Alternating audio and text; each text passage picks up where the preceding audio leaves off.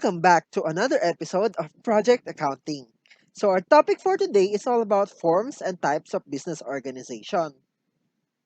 For this episode, you will be able to identify the forms of business organization by nature of ownership, identify the advantage and disadvantages of the four forms of business organization, and compare and contrast the types of business according to activities. So gaya ng sinabi natin sa ating first episode, accounting is about economic entities. Business organization describes how businesses are structured and how their structure helps them to meet their goals. The objective of most businesses is to maximize profits. However, some businesses would operate with purpose of other than to raise profits, like to provide benefits to society gaya ng mga NPO or non-profit organizations. So there are different categories of business organization that relate to how the business is established, owned, and operated. The basic categories of business organization are single proprietorship, partnership, corporation, and cooperatives. So tara, let's define and know the advantages and disadvantages of these forms of business organization. Suppose gusto mo magtayo ng sari-sari store that will need 10,000 pesos to start, and you use your 10,000 pesos savings to start the said business. You are the sole owner of the said sari-sari store. This type of business is called sole or single proprietorship. Sole proprietorship is a form of business organization which is owned by one person, the simplest and the most common form of business organization. It is not separate from the owners. Sole proprietors must register with the Department of Trade and Industry or DTI. So sa pagtayo ng sole proprietorship, meron siyang advantages and disadvantages.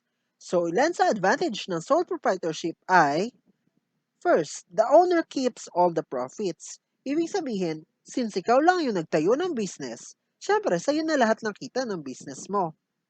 Next naman is owner makes all the decisions. Syempre, ikaw lang may-ari. So ibig sabihin, ikaw lang makapag-decide kung anong gusto mong gawin sa business mo. And lastly, sole proprietorship is easy to form and operate. As compared to partnership and corporation, mas madaling itayo ang sole proprietorship kasi hindi masyadong madami ang requirements. So sa disadvantages naman ng sole proprietorship, first is, the life of the business is limited to the life of the owner. Some of you may ask, bakit sa amin nung namatay yung may-ari ng business, tinuloy pa rin ng kamag-anak niya yung business nila? Oo nga, andun pa rin yung business. However, please take note na upon the death of the old owner, the business legally stopped.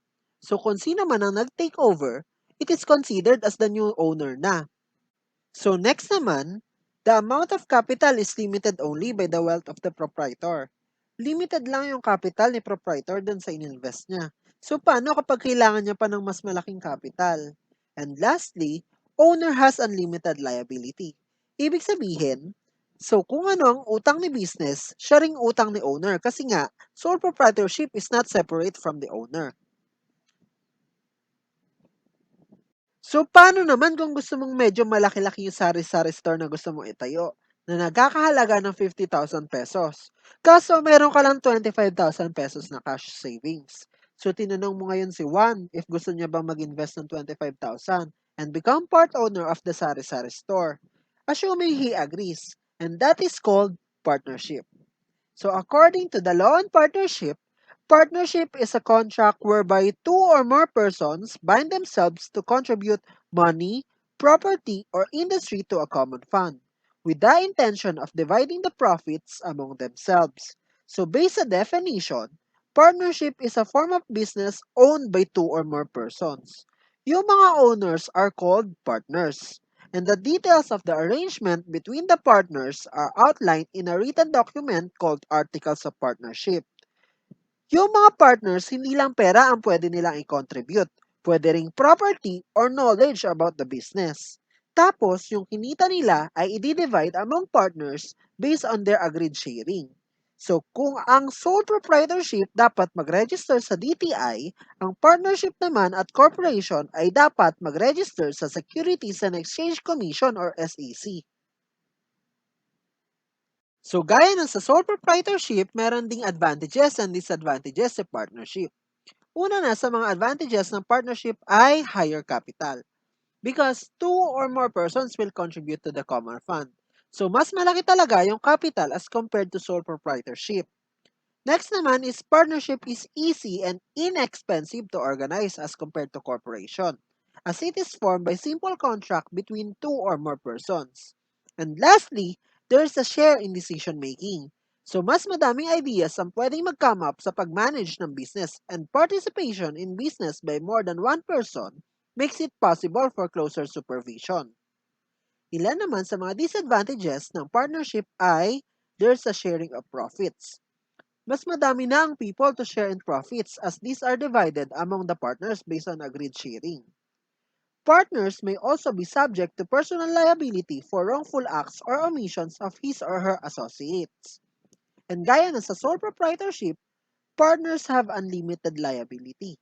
In a lawsuit, the personal properties of the partners can be held beyond their contributions and may be used to answer for any liability of the partnership. So assuming gusto mo magtayo ng grocery, not just a sari-sari store, you have only 25,000 pesos and your friend one has 25,000 pesos. But kailangan mo ng 1 million pesos to start the said business. So para maging sapat yung capital nyo to start your dream grocery store, naghanap ka pa ng iba pang tao para mag-invest sa gusto mong itayong business. With that capital, you may now consider setting up a corporation.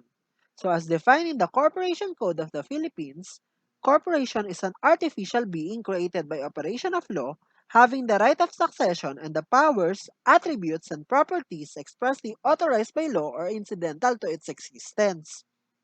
So, based on definition, a corporation is a business organized as a separate legal entity or artificial person under the corporation law. Tapos, yung ownership ay divided into shares of stocks. Ilan sa mga characteristics ng corporation ay, it is the law or the Corporation Code of the Philippines yung gumagawa ng corporation. And the SEC or the Securities and Exchange Commission is the government agency primarily tasked to regulate private corporations in the Philippines. Corporations should be formed by 5 or more incorporators, and the owners are called stockholders or shareholders. The word corporation or incorporated appears in the name of the entity, and the management of the business is delegated by the shareholders to the board of directors. With the passage of the revised corporation code, pwede na ngayon mag-register with only one shareholder. In other words, possible na mag-register ng company in the Philippines without the need for 4 other shareholders. This type of company is classified as a one-person corporation or OPC and especially beneficial for micro, small, and medium-sized businesses. So even if only one person owns this corporation, it still has limited liability in contrast with sole proprietorship. Siyempre, meron ding advantages and disadvantages ng corporation. Ilan sa mga advantages ng corporation ay limited liability. Shareholders' liability is limited lang sa amount na ininvest nila. Hindi sila pwedeng habulin sa kanilang separate personal properties unlike sole proprietorship and partnership. Also, it is easy to raise huge capital. Madami kasi kayong shareholders, so mas malaki talaga ang capital as compared to sole proprietorship and partnership, except syempre sa OPC. Then, corporation enjoys continuous existence because of power of succession. Kadalasan, tumatagal pa ng 50 years or higit pa yung mga corporation dahil mabilis lang sa kanila ang pagpasa ng ownership. Ilan naman sa mga disadvantages ay, setting up is complex. It is not easy to organize because of complicated legal requirements and high costs. Meron ding double taxation of profits gawa ng meron ng tax sa income, meron pang final tax sa dividend. And also, corporations are subject to several legal restrictions because corporations need to comply to several provisions of the corporation law. So assuming yung lahat ng nanay sa barangay decided to open a sari-sari store, kung saan lahat ng members can buy in cash or in credit.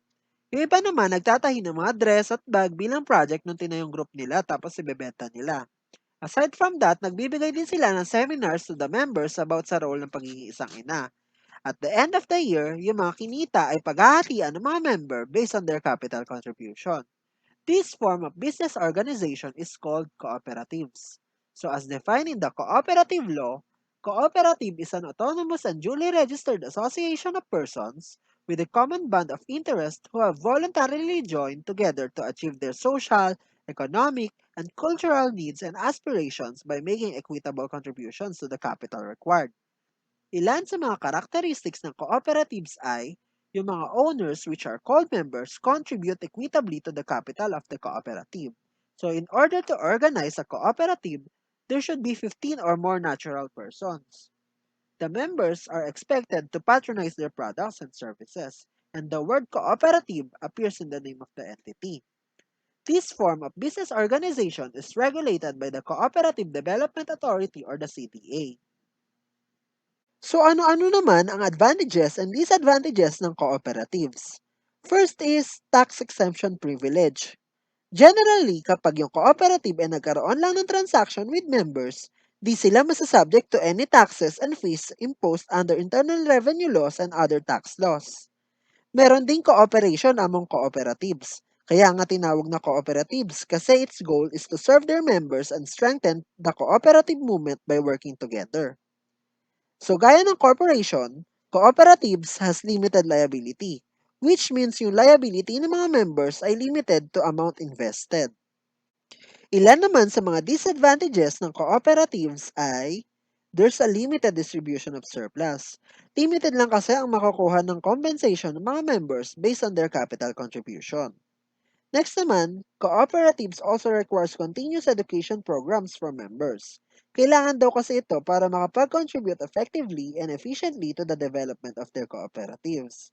And lastly, mabagal ang paggawa ng mga desisyon sa cooperatives. Gaya ng sa corporation, each person may have the opportunity to offer their opinion on a matter before a final choice gets made. Next naman, pumunta tayo sa kung ano-ano naman ang types of business organization based on their activities. So, businesses may engage in any of the following: service, merchandising, or manufacturing. So, tara, isa-isahin natin. Service business offers professional skills, advice, and consultations for a fee. Examples of these service businesses are public transport companies, beauty parlor, repair shops, and laundry shops. So next naman is yung merchandising. Merchandising business buys at wholesale and later sells the products at retail.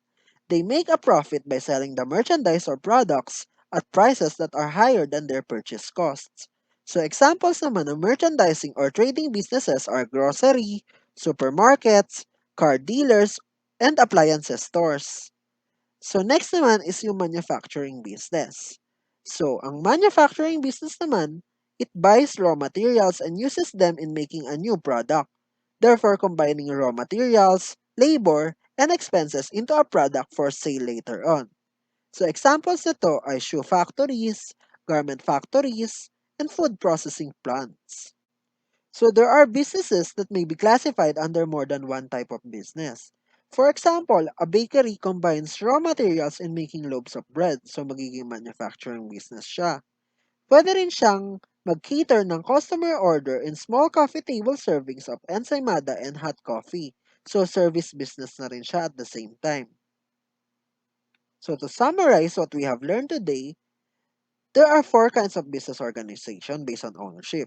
It includes single proprietorship, which is owned by one person, the simplest and the most common form of business organization. Partnership, which is owned by two or more persons with the intention of dividing profits among themselves. Corporation, which is a business organized as a separate legal entity under the corporation law with the ownership divided into transferable shares of stocks. And cooperatives, which is a duly registered association of persons voluntarily joining together to achieve their social, economic, and cultural needs.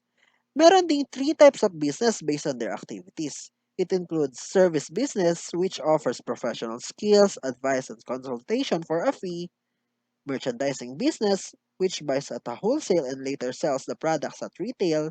And manufacturing business, which buys raw materials and uses them in making a new product, therefore combining raw materials, labor, and expenses into a product for sale later on. So if you like this video, or if this video helped you, please give a thumbs up and subscribe for more episodes.